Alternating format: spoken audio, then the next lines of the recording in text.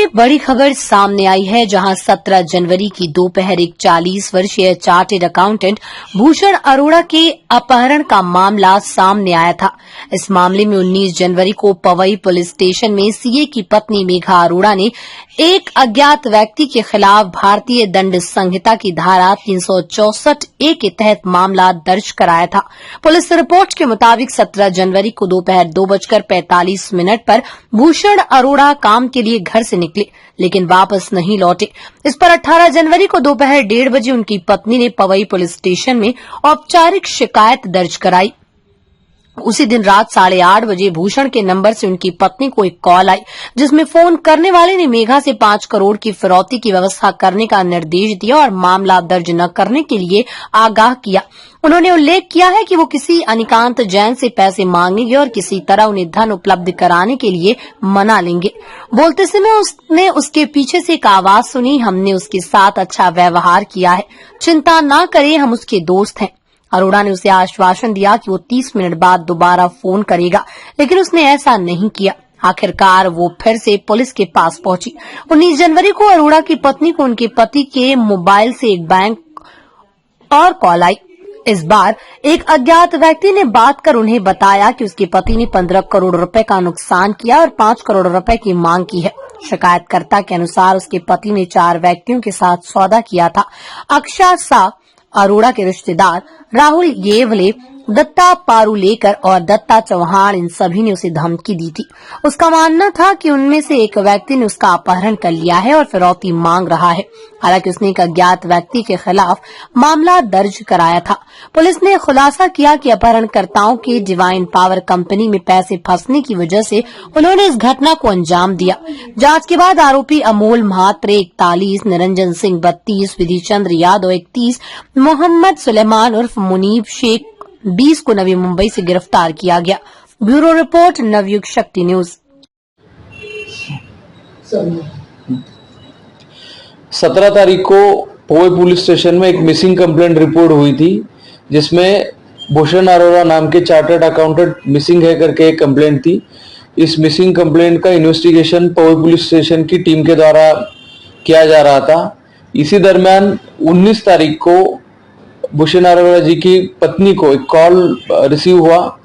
उसमें 5 करोड़ की डिमांड जिन्होंने उनका किडनैपिंग किया था उन्होंने की थी।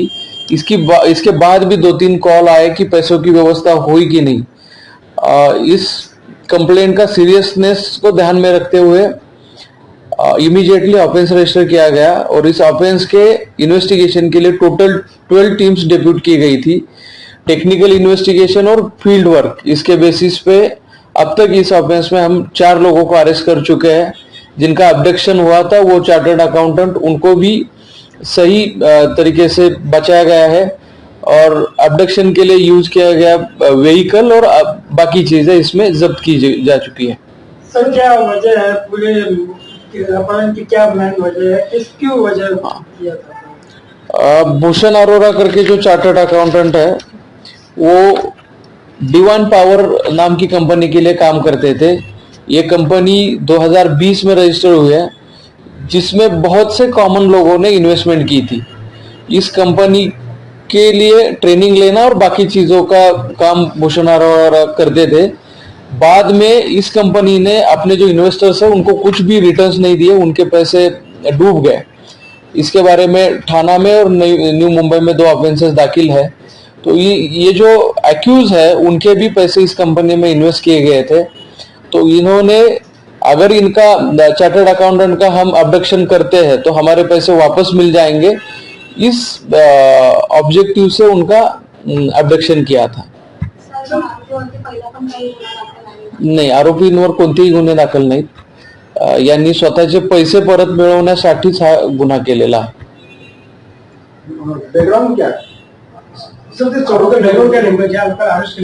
कॉमन सर्व्हिस करणारे लोक आहेत, कॉमन सिटीजन आहेत चौघही, आणि त्यांनी स्वतःच्या सेव्हिंग्ज मधून त्या कंपनीमध्ये पैसे गुंतवले होते आणि ते पैसे परत मिळत नाहीत म्हणून हा गुन्हा केलेला आहे। सर, हिंदी जिनको गिरफ्तार किया गया है, 4 लोग का बैकग्राउंड क्या है, उनके दिमाग में कैसा है इनको किडनैपिंग करना है? सर, चारों लोग सर्विस करते हैं। इन्होंने अपने सेविंग्स में से बड़ी अमाउंट ये जो डिवाइन पावर कंपनी है उसके इन्वेस्टमेंट स्कीम में इन्वेस्ट की थी। बाद में रिटर्न्स आना बंद हो गए। कंपनी के खिलाफ, उसके डायरेक्टर्स के खिलाफ एक ऑफेंस भी दाखिल हुआ और ये सब होने के बाद भी अपने पैसे वापस नहीं मिल रहे करके अभी पैसे किस तरह से वापस ले, तो इसलिए इन्होंने एक प्लान बनाया कि जो चार्टर्ड अकाउंटेंट कंपनी के लिए काम करता है उसको अगर हम अगवा करते हैं तो उसके माध्यम से हम पैसे वापस ले सकते हैं। तो इस तरीके से उन्होंने प्रॉपर प्लान करके इस क्राइम को अंजाम दिया है। असॉल्ट झालेला आहे, ज्यावेळेला ॲब्डक्टेड होते त्यावेळेला असॉल्ट केलेला आहे त्यांना। ते साधारणतः त्यांचं रोजचं रुटीन हे असं आहे की 2-2:30 वाजता ते घरातून बाहेर पडतात, 8-8:30 पर्यंत बुमरँगच्या जवळ त्यांचं ऑफिस आहे, तिथे बसतात आणि 8:30च्या आसपास ते घरी निघतात। बुमरँगच्या जवळ आहे ते, हो, बुमरँग साकी नाकामध्ये येतं। तर ते त्यांचं एकदम डेली रुटीन ह्यांनी स्टडी केलं होतं आणि मग ज्या दिवशी 17 तारखेला हे बाहेर पडले ऑफिसमधून त्यावेळेला ते किडनॅपर्स बुमरँगच्या जवळ रेडीच होते। हे पायी जाताना दिसले तसे त्यांना इको गाडीमध्ये टाकलं यांनी आणि मग इथून मुंबईच्या बाहेर घेऊन गेले, जबरदस्ती बाहेर घेऊन गेले। नाही, वेपन कुठलंही मिळालेलं नाहीये।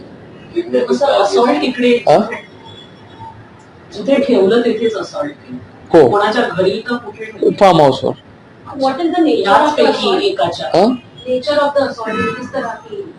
सुपरफिशियल इंजुरी आहेत, असं काही ग्रीवियस कोणती इंजुरी नाही। नाही, त्यांच्या एका मित्राने त्यांना काही दिवसापुरतं वापरण्यासाठी दिलं होतं, त्याला यांनी क्लिअर सांगितलं नव्हतं की कशासाठी वापरतोय। इनफॅक्ट यांनी व्हेकलसाठी वापरलेला नंबर सुद्धा OLX ची वेबसाईट सर्च करून वापरला जेणेकरून पोलीस मिसगाईड व्हावेत। त्याच्यानंतर नाही, नंबर प्लेट खरी आहे, म्हणजे इको गाडीचीच नंबर प्लेट आहे, पण ती इको गाडी कधीचीच विकली गेली आहे, दुसऱ्याकडे आहे आता वापरामध्ये। OLX वर असतं ना विक्रायला, हा, डुप्लिकेट नंबर प्लेट वापरली होती। न्यू मुंबई, नवी मुंबई परिसरातले आहेत। इको गाडी, इको, मारुती इको। बैकग्राउंड ऐसे कोई क्रिमिनल रिकॉर्ड नहीं है, उनका किसी का भी क्रिमिनल रिकॉर्ड नहीं है, सर्विस करने वाले लोग हैं। देखते रहिए हमारे साथ नवयुग शक्ति न्यूज और ऐसे ही लेटेस्ट खबरों के लिए सब्सक्राइब करें चैनल को और फॉलो करें हमारे फेसबुक पेज को।